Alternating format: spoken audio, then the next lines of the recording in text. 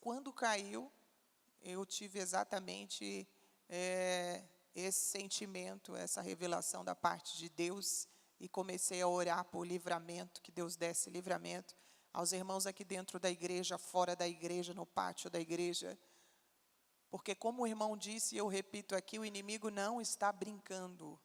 Não pense que você sai da sua casa, vem para a igreja, algumas pessoas, e que não seja nós, mas algumas pessoas até vêm como se estivesse fazendo um favor para Deus. Nós não estamos fazendo favor nenhum. Deus é misericordioso, aleluia. Nós somos devedores, diz a palavra do Senhor. Então, quando você vier para a igreja, venha clamando, aleluia, o nome de Jesus, venha repreendendo todo o mal, venha clamando pelo sangue de Jesus. Ore pela tua casa. Quando você chegar na igreja, não fique com a tua boca fechada. Por mais cansado que você esteja, mas peça a graça de Deus. Ore pela tua casa, clame pela tua casa. Aleluia, porque se você soubesse a fúria que o inimigo tem daquele que ainda está servindo a Jesus.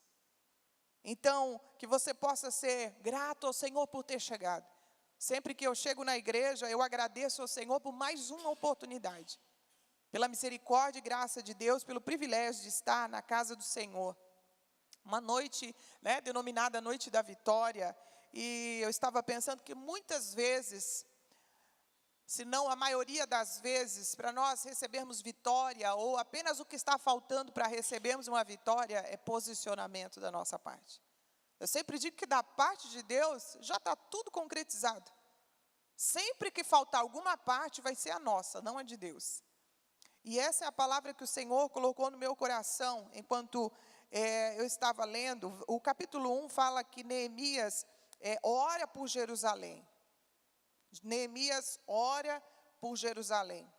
Ele está distante da sua terra, o povo foi exilado, foi corrigido por Deus. Aqui nesse período de Neemias, Deus já está começando a cumprir a promessa dele, porque ele é fiel, ele promete, ele cumpre, e ele disse que traria novamente. Agora os que retornam são remanescentes. E Neemias está incumbido agora pela terceira leva. Eu acho tão interessante essa parte da história, porque Deus, ele é detalhista. Quando o Senhor traz novamente o povo para Jerusalém, a terra, a cidade, o templo, tudo está destruído, os muros queimados, não na sua totalidade, mas uma boa parte destruída, precisa ser reconstruído. E Deus traz a primeira leva para que seja reconstruído o templo, traz a segunda leva com Esdras para fazer uma reforma religiosa, trazendo a palavra de Deus novamente, e depois traz Neemias para a reconstrução dos muros. Você percebe que Deus, ele trabalha de dentro para fora, ele reconstrói o templo, traz a palavra e depois cerca a cidade, guardando. Você sabe que o significado do muro é exatamente o significado que tem para nós, não há muito mistério nisso. Quando a gente vê uma cidade, ou uma terra, ou uma casa murada, está falando que é uma propriedade privada, está falando que ali tem dono, está falando que é um lugar seguro, está fechado, está murado, e não permite o acesso, a menos que seja dada autorização para esse acesso. É por isso que os muros derrubados, aqui nesse contexto, significava vergonha para a cidade que tinha os muros derribados, porque a situação dos muros determinava para os povos pagãos, viam nos muros o poder e a autoridade dos deuses daquele povo. Então, o muro derrubado significava que o Deus daquele povo, daquela terra, daquela cidade, era um Deus fraco, não era um Deus qualquer, que não tinha poder nem para livrar aqueles que são seus. Então, Neemias está incumbido de agora cercar a cidade, de reconstruir os muros, algo que não foi nada fácil, nós sabemos disso, Mas quando a gente vai na direção de Deus, quando a gente vai com a ordem de Deus, e a gente não se acovarda, e a gente não se amedronta, e a gente não fica dando ouvidos ao inimigo, que vem com tantas conversas, que vem tentando amedrontar, que vem com calúnias, que vem tentando desviar o foco, para fazer com que a gente faça algo que não tem autorização para fazer, como tentaram fazer com Neemias, dizendo: Neemias, olha, eles vêm contra ti agora, entra no templo, se esconde. Ele diz: não, homem como eu fugiria, homem como eu entraria no templo e ficaria vivo. Ele está dizendo: eu não tenho essa autorização. Ele não era sacerdote, apenas sacerdote estava autorizado para entrar no templo. E Deus nos diz nesse detalhe que nós precisamos ficar atentos aos convites, ficar atentos às aparentes, sabe, as aparentes palavras de alguém que aparentemente quer te ajudar, mas se esse alguém não está na presença de Deus, não está na direção de Deus, vai te dar um conselho que não vai te levar para a vontade de Deus, mas pode te fazer pecar, entrando em algo sem autorização do Senhor. Eu estava lendo essa palavra e quando o Espírito Santo trouxe ao meu coração, eu disse: Senhor, se eu não me engano, parece que eu já falei sobre Neemias lá. Parece que a última vez que eu estive lá, eu falei sobre Neemias. E Deus disse: fala de novo. Fala de novo. Deus é aquele que conhece, né, as nossas vidas e a necessidade de cada um de nós. Então, como a palavra do Senhor, ela é nova todos os dias e não falta, né, ensinamentos para nós, vamos meditar novamente e cada dia o Senhor tem algo diferente para nós. E ficou muito claro aquilo que o Senhor queria falar conosco aqui nessa noite, que é sobre posicionamentos. Então, aqui Neemias ora por Jerusalém, e eu coloquei aqui como um tema: Deus exige de nós um posicionamento. Deus exige de nós, posicionamento. Eu coloquei aqui algumas perguntas, ou fiz algumas anotações para a gente meditar. O que fazemos diante das notícias que nós recebemos? Ah, irmã, depende da notícia.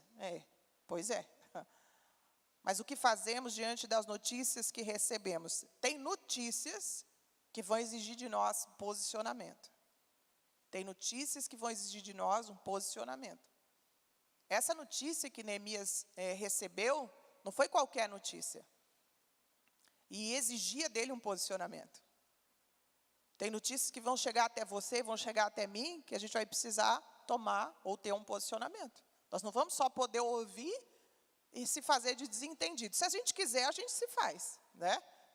Mas nessa noite, especialmente, Deus exige de nós um posicionamento.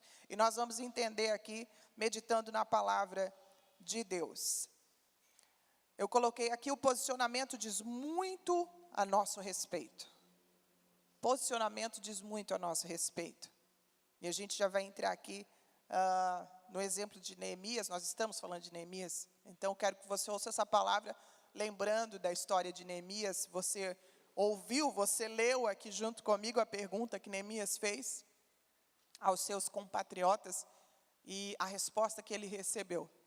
Então, tem notícias que vão exigir de nós um posicionamento. E esse posicionamento diz muito a nosso respeito. Quando eu lia e meditava sobre isso, o Espírito Santo disse ou bradou no meu coração: nós não podemos ser neutros. Não seja neutro. Se tem algo que não faz parte de Deus, é a neutralidade. Ser neutro. A palavra do Senhor é clara. Apocalipse 3:15 diz, o Senhor falando à igreja de Laodiceia: conheço as tuas obras, que nem és frio, nem quente. Quem dera fosses frio ou fosse quente.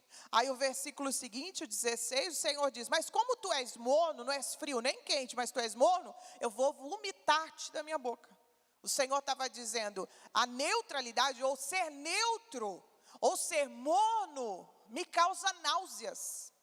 Náuseas. Sabe o que é alguém que nem é e nem deixa de ser? Na verdade, isso não existe, né? Só assim, na nossa imaginação, a gente acha que existe mais ou menos, que existe talvez, mas na verdade não existe, ou é ou não é. Já viu alguém que pergunta para alguém, né? Você é crente? Mais ou menos. Na verdade, não existe mais ou menos. Ou nós somos ou nós não somos. E a palavra do Senhor é clara, o Senhor não nos quer neutros. O Senhor exige um posicionamento de nós e nós não podemos ser neutros. Não seja neutro. Não seja neutro. Tenha o teu posicionamento. E o nosso posicionamento, eu sei que você já sabe, mas eu vou repetir, o nosso posicionamento deve ser baseado na palavra de Deus. Não é no que eu acho, é baseado na palavra de Deus. É o que a palavra de Deus diz que nós devemos fazer ou pensar, a forma que devemos pensar. E alguém pode dizer, irmã, mas eu tenho dificuldade de pensar como Deus pensa.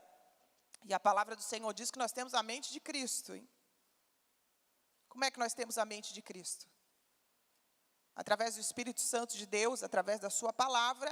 E aí o Espírito Santo é aquele que nos traz esse entendimento, à medida que a gente se permite ser transformado. Então a nossa mente vai sendo renovada, aleluia. E aí é nesse sentido que nós temos a mente de Cristo, porque passamos a pensar como Cristo pensa, passamos a sentir como Cristo sente, passamos a viver como Cristo vive, no sentido de agir, no sentido de conduta, de proceder. Se nós mentíamos, agora não mentimos mais, porque nós queremos ser parecidos com Cristo, e a Bíblia diz, ou o próprio Jesus disse, eu sou a verdade, aleluia. Verdade, nele não há sombra de variação, nele não há engano, nele não há neutralidade, nele não há mentira. Ele disse, eu sou a verdade, aleluia. O caminho e a vida, aleluia. E ninguém vem ao Pai a não ser por mim. Então, quanto mais nós nos permitimos ser transformados, ter a nossa mente renovada pela palavra de Deus, mais parecidos com Cristo nós nos tornamos. Aleluia, aleluia. Tem alguém aqui que quer ser parecido com Cristo? Aleluia. Já foi falado aqui por alguém, nós somos falhos mesmo. O irmão orou aqui. Nós somos mesmo. Infelizmente nós somos. Mas nós estamos, eu digo, no caminho da perfeição. Nós estamos aqui sendo aperfeiçoados por Cristo.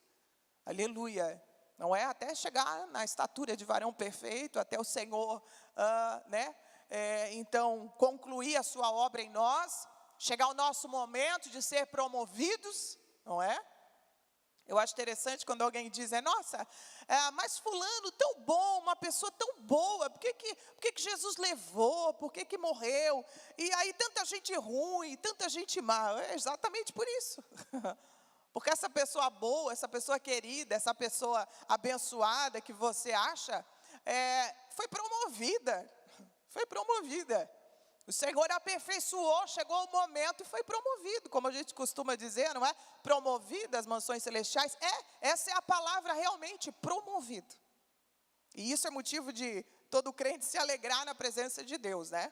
Se alegrar na presença de Deus. Mas, outros, né? Se estamos aqui, ainda temos algo para fazer para Jesus e precisamos ser aperfeiçoados ainda. Né? Não chegamos ainda nessa estatura, não. Então, algo que o Senhor espera de nós é que sejamos posicionados, que tenhamos um posicionamento, que não sejamos neutros. Não sejamos neutros. Se tem um tempo em que a gente precisa ser posicionado, é o tempo que nós estamos vivendo. Por vários motivos. Por vários motivos, precisamos ser posicionados. E agora responda só para você está preparado para se posicionar? Você já está se posicionando? Você é posicionado? Porque é o tempo que nós estamos vivendo, e quanto mais próximos da vinda de Jesus, mais nós vamos ser apertados. Mais nós vamos ser apertados. E o Senhor exige de nós posicionamento. Posicionamento. Alguns pontos importantes aqui. Neemias mostrou interesse quando perguntou, ou pela situação dos seus compatriotas. Interesse. Irmã, mas alguém pode perguntar alguma coisa e não está nem um pouco interessado. Tanta gente faz isso. Justamente, mas o que vai mostrar ou demonstrar se realmente a gente está interessado e preocupado com a situação, é justamente a seguir da pergunta, que vem a resposta, o que nós vamos fazer com isso? O que vai comprovar se realmente nós estamos preocupados, se a pergunta foi realmente com interesse, é a nossa atitude depois.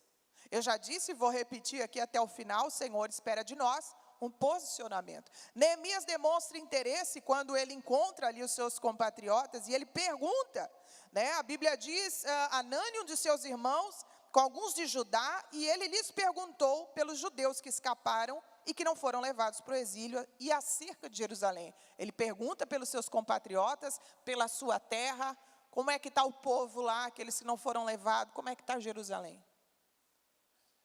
E a seguir eles dão a notícia. E nós vamos ver o que ele faz com essa notícia. Segundo ponto, apesar da posição de influência no palácio que Neemias tinha, isso não importava para ele, e isso ficou evidente. Mais uma vez, o que vai ficar evidente, o que vai mostrar a verdade da nossa fala, das nossas palavras e do nosso coração, porque a palavra do Senhor é clara, a boca fala que o coração está cheio. Mas o que vai evidenciar se isso é verdade é as nossas atitudes. É as nossas atitudes. Neemias estava em uma posição de influência no palácio. Veja, ele era copeiro do rei. Copeiro do rei. Era uma pessoa de confiança do rei. Porque como ele estava ali, ele é quem experimentava o vinho para ver se não estava envenenado, e depois o rei bebia. Então ele estava ali, ele participava de reuniões, ele ficava sabendo de questões importantes, de questões sérias e de coisas pessoais da vida do rei. Então Neemias era alguém de confiança do rei. Era alguém de influência, e alguém que estava em uma posição elevada no palácio. Se ele fosse alguém que não estivesse interessado na vontade de Deus e não tivesse consciência, convicção de quem ele era e por que ele estava ali, se ele não tivesse essa convicção, ele poderia simplesmente dizer, eu estou tão bem aqui, né? Nem vou mexer com isso.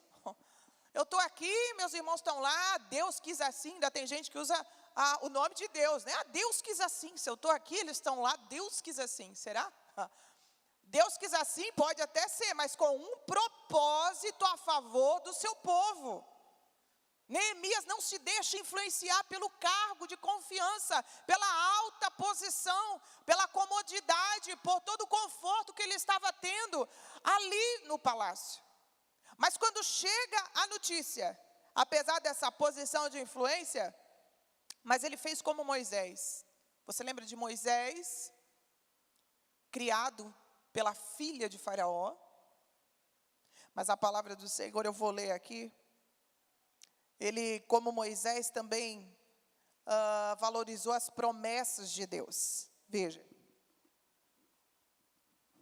Hebreus 11, do 24 ao 26, diz assim: pela fé Moisés, quando já homem feito, recusou ser chamado filho da filha de Faraó, preferindo ser maltratado junto com o povo de Deus, a usufruir prazeres transitórios do pecado.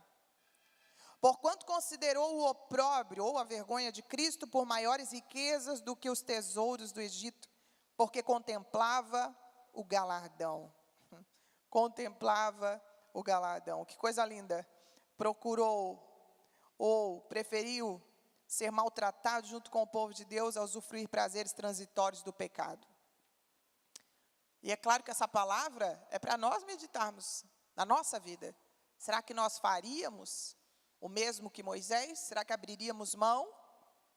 Ele abriu mão de ser chamado filho da filha de Faraó, neto de Faraó, alguém muito visado, alguém em uma posição elevadíssima. Mas ele abriu mão, porque tinha convicção, consciência, mais uma vez, de quem ele era. Olha como Deus e o Espírito Santo de Deus trabalham da mesma forma, na vida daquele que serve ao Senhor de todo o coração. A palavra do Senhor diz que o Espírito Santo testifica que somos filhos de Deus. Aleluia. Será que temos convicção de que nós somos filhos de Deus e não estamos aqui nessa terra por acaso, mas há um propósito maior definido por Deus para as nossas vidas? Aleluia. Aleluia, aleluia.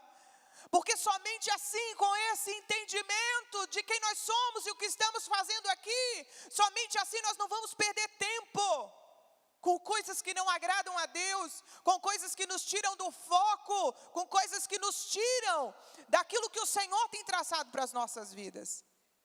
Você tem a convicção daquilo que Deus traçou para a tua vida, do propósito de Deus para a tua vida? Que o Espírito Santo te traga esse entendimento, te traga a luz sobre isso nessa noite. Aleluia, porque se estamos perdendo tempo, é porque não temos essa convicção. É impossível ter essa convicção do propósito de Deus para nós e perder tempo. É impossível. Aquele que tem a convicção, ele não quer perder tempo. Ele não quer perder tempo com conversas que não agradam a Deus, com conversas que roubam o foco daquilo que Deus tem. Ele não quer perder tempo, porque ele tem convicção. E ele sabe que o tempo é precioso. E o tempo, como a gente costuma dizer, não é? O tempo voa. Mas a gente só esquece disso relacionado às coisas de Deus. Parece que a gente não tem essa noção de que o tempo voa. O tempo voa.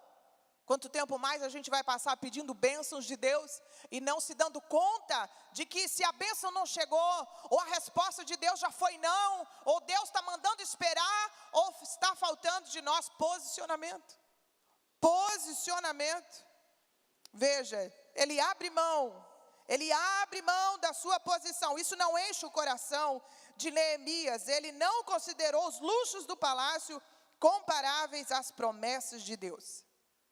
Quanta gente trocando promessa de Deus por luxos, por aquilo que Faraó oferece, por riquezas terrenas, por cargos maiores, por um nome elevado, mas que não está escrito no céu. Que o Senhor nos livre de todo esse mal, que o Senhor coloque em nós a cada dia mais o seu amor e a paixão por Cristo, aleluia, e por aquilo que o Senhor nos chamou para fazer, aleluia. Tempo de posicionamento. Não perca o foco, esteja onde estiver, não perca o foco.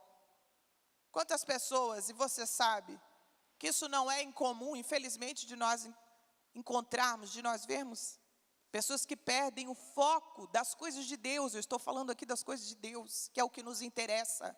Quantas pessoas que perdem o foco por um alto salário, perdem totalmente, por uma alta posição, perdem o foco das coisas de Deus, e chama isso de bênção. Eu não creio numa bênção vinda das mãos de Deus que vai te arrancar da presença dEle. Eu não creio. A palavra do Senhor é clara, a bênção de Deus enriquece e ela não acrescenta dores, aleluia, não acrescenta. Então, se algo está nos afastando da presença de Deus, é hora de nós pararmos e refletirmos: o que está me afastando? Por que eu estou tão distante de Deus? Por que eu não consigo sentir a presença de Deus como antes? Por que eu não sinto mais o desejo pelas coisas de Deus? Por que não faz diferença para mim se eu ouvir a palavra de Deus ou não ouvir? Por que eu estou com a minha vida espiritual tão morna, tão fria? Quem deve fazer essa reflexão somos nós. Não é ninguém que tem que chegar em nós e apontar, mas nós devemos fazer. Examine-se o homem a si mesmo, a si mesmo. O Senhor sempre vai nos instruir a fazer essa autorreflexão, a olhar para dentro de nós, a enxergar em nós o que precisa ser mudado. Nós admitirmos, eu coloquei aqui: Deus te chamou para orar por Jerusalém, aleluia. Não perca a sensibilidade, não perca a sensibilidade. Se tem algo que nós não podemos perder, é sensibilidade. Sem a sensibilidade, nós não ouvimos a voz de Deus, nós não sentimos a presença de Deus, nós não somos direcionados por Deus. E eu trago aqui a reflexão daquilo que houve aqui nessa noite. Quantos de nós sentimos que o inimigo estava furioso e estava aqui rondando? Quantos de nós sentimos e tivemos esse discernimento de repreender o inimigo? Discernimento, sensibilidade. O mundo espiritual existe, aleluia. e nós vivemos nele, aleluia. Você precisa atentar para aquilo que está acontecendo ao teu redor, aleluia. Aleluia, aleluia. Nós precisamos atentar para aquilo que está acontecendo. Você acha realmente que tudo aquilo que está acontecendo e toda a maldade no mundo, uma boa parcela é o ser humano que tem a maldade dentro de si? Mas a partir dessa maldade o inferno entra em operação. O mundo espiritual nos rodeia. A palavra do Senhor nos adverte, Efésios 6, a nossa luta não é contra a carne, não é contra sangue, mas contra principados, potestades, hostes espirituais da maldade nos lugares celestiais. Nós estamos em uma guerra e o Senhor está nos convocando, o Senhor está nos chacoalhando nessa última hora. Rabacalassóbia. Não se assuste com aquilo que o Senhor permitir na vida de crente. É porque não era bem crente, é porque não orava o suficiente. Não, é Deus chacoalhando, é Deus que ama tanto, que não quer perder. Aleluia. Então se você acha, ou se você já comprou essa ideia mentirosa, de que crente não passa por problema, crente não passa por doença, crente não pode ter luta, que o nome de Jesus nessa noite seja maior na tua visão, que você entenda a palavra de Deus. Isso não é bíblico. Pelo contrário, Jesus disse aos seus discípulos: no mundo tereis aflições, mas tem bom ânimo. Aleluia. Eu venci o mundo. Tem bom ânimo, ele disse: se animem, se esforcem, aleluia. Deus irá permitir muitas coisas na vida dos crentes, para despertar, para trazer despertamento. Sempre que Deus permite algo na vida de crente, é para trazer despertamento à sua igreja e o seu povo, aleluia. Então não se assuste. Não fique apavorado quando algo acontecer, ou você começar a ver crentes passando por coisas que nunca passaram. Isso é amor de Deus, isso é Deus despertando a sua igreja, porque nós já estamos na hora final, aleluia. Já estamos. E a resposta à pergunta de Neemias foi: os restantes que não foram levados se acham na província, mas estão em grande miséria e desprezo. Os muros de Jerusalém estão derribados e as suas portas queimadas. Ou seja, está tudo destruído, estão numa miséria, estão numa pobreza, a coisa está difícil. Uma situação terrível. E a palavra do Senhor diz, no versículo 4, a reação de Neemias diz: tendo eu ouvido essas palavras, assentei-me e chorei, e lamentei por alguns dias, e estive jejuando e orando perante o Deus dos céus. Eu coloquei aqui, ou nomeei pelo menos duas. Ele teve duas reações, emocional e espiritual. Emocional e espiritual. E com certeza a reação física também, porque o seu físico se prostrou. Nós somos corpo, alma e espírito, e sentimos dessa forma. E Neemias não foi diferente. A reação emocional dele foi se assentar, chorar, lamentar. Chorar, lamentar.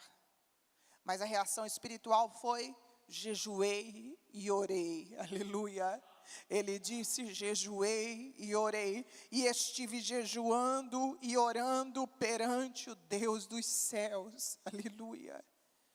Que o Senhor nos dê graça, para que no momento da notícia ruim a gente se assente, a gente chore, a gente lamente. E como seres humanos a gente precisa sentir. Você não é de ferro. Não anule os teus sentimentos, não anule as tuas emoções, melhor dizendo, não anule. Nesse sentido, nós precisamos sentir. Neemias, como ser humano, ele se assenta, ele chora, ele lamenta, ele se entristece, ele sente vergonha da situação do povo. Como eu disse, os muros simbolizavam a situação daquele povo, uma vergonha, simbolizava a desobediência. Ele se assenta, ele chora, mas ele também jejua e ele ora, aleluia. Que o Senhor nos dê graça para no momento da notícia ruim, não tão boa como a gente espere, a gente se assente, chore, lamente, mas que a gente tenha força também para orar e jejuar, aleluia. Buscando a resposta, buscando a direção de Deus, aleluia.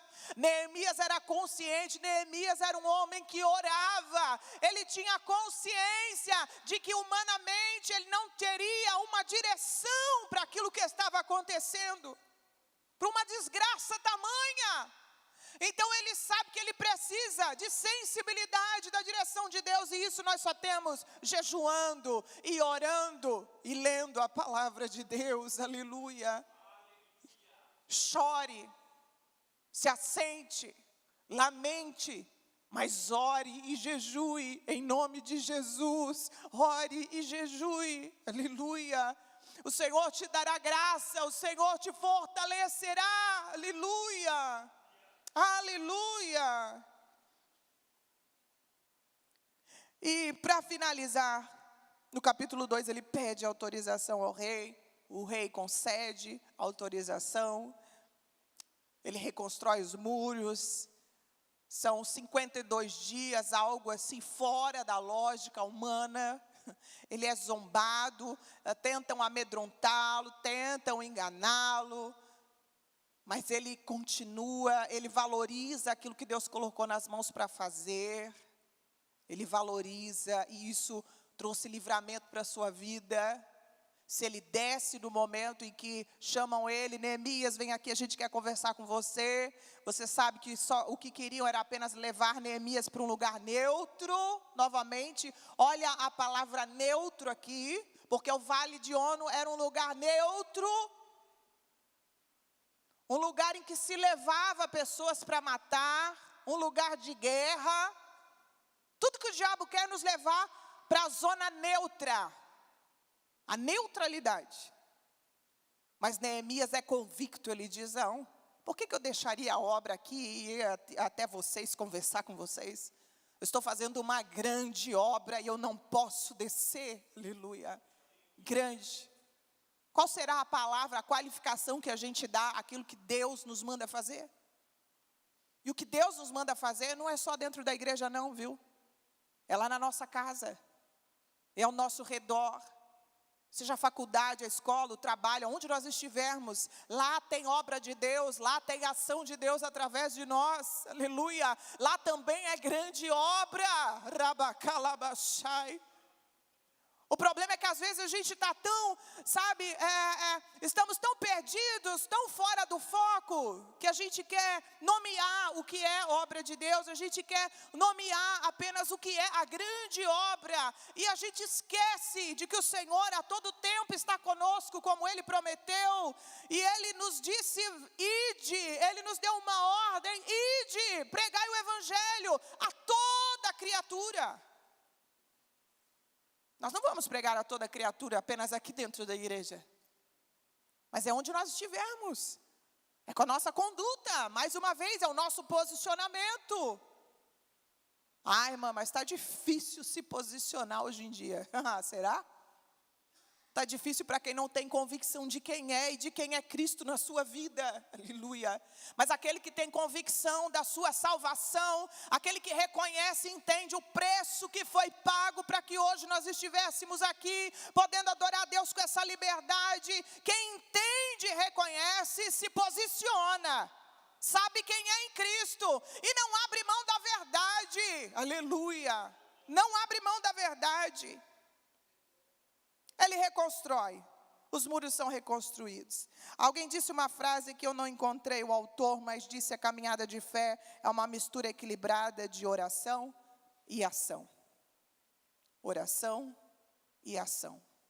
Então que a gente também possa orar, jejuar, mas que a gente possa agir. Neemias se assentou, chorou, lamentou, orou, jejuou, mas se levantou. Se levantou e sabia o que precisava ser feito. Ele ora a Deus, ele faz ali confissão, ele ora em nome de todo o povo, ele se inclui naquela oração de confissão, ele engrandece a Deus, ele confessa os pecados, ele glorifica ao Senhor, ele pede direção e ele diz: Senhor, agora me abençoa e me ajuda diante desse homem, porque eu preciso fazer algo nessa situação. Então depois ele vai ao rei. Você percebe que em todos os momentos, cada passo de Neemias, ele ora a Deus. Ele ora a Deus, ele ora a Deus. Ele ora pelo povo, agora ele precisa ir ao rei pedir autorização para ir até lá reconstruir. Ele ora primeiro.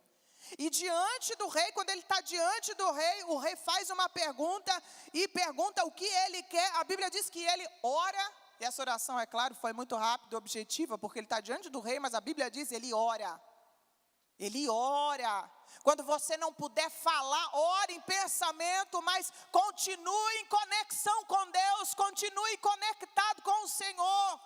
Neemias está ali em uma missão, aleluia. Ele está diante do rei, precisando falar, ele ora. É claro que essa oração foi em pensamento. Ele ora, pede que o Senhor abençoe e ele fala para o rei. E o rei concede autorização, porque Neemias disse, porque o Senhor, aleluia, porque ele diz, o rei me deu a autorização, porque a boa mão do meu Deus era comigo, aleluia. A boa mão do teu Deus também é contigo, aleluia. Tudo que nós precisamos fazer aqui, nessa noite ou a partir de hoje, é se posicionar diante do Senhor, aleluia. Se coloque de pé, aleluia. Eu quero orar nessa noite com você. Aleluia, o Senhor espera de nós posicionamento, Ele exige de nós posicionamento. O que é que você precisa fazer? Qual é a situação que você precisa se posicionar? O que é que o Senhor vem falando contigo? Aleluia, aleluia. O que Deus vem falando contigo já há alguns dias, há algum tempo? O que o Senhor vem exigindo de você? Qual é a posição que o Senhor está exigindo que você tome? Um posicionamento. Deus não fala com as paredes, Ele está falando conosco aqui nessa noite. E Ele exige de nós posicionamento. Qual foi a notícia que chegou até você? Que você, quem sabe, disse com a tua boca, eu não quero saber dessa situação. Que Deus resolva, que eles se resolvam. Qual é a notícia que chegou até você que o Senhor está exigindo posicionamento da tua parte? Aleluia. O Senhor fala conosco aqui nessa noite. O Senhor exige de nós um posicionamento, não seja neutro, não seja neutro, não seja neutra. Aleluia. E o Senhor nos dará vitória. Aleluia. Eu quero perguntar se tem alguém aqui entre nós que está afastado, aleluia, e nessa noite quer se reconciliar com Jesus.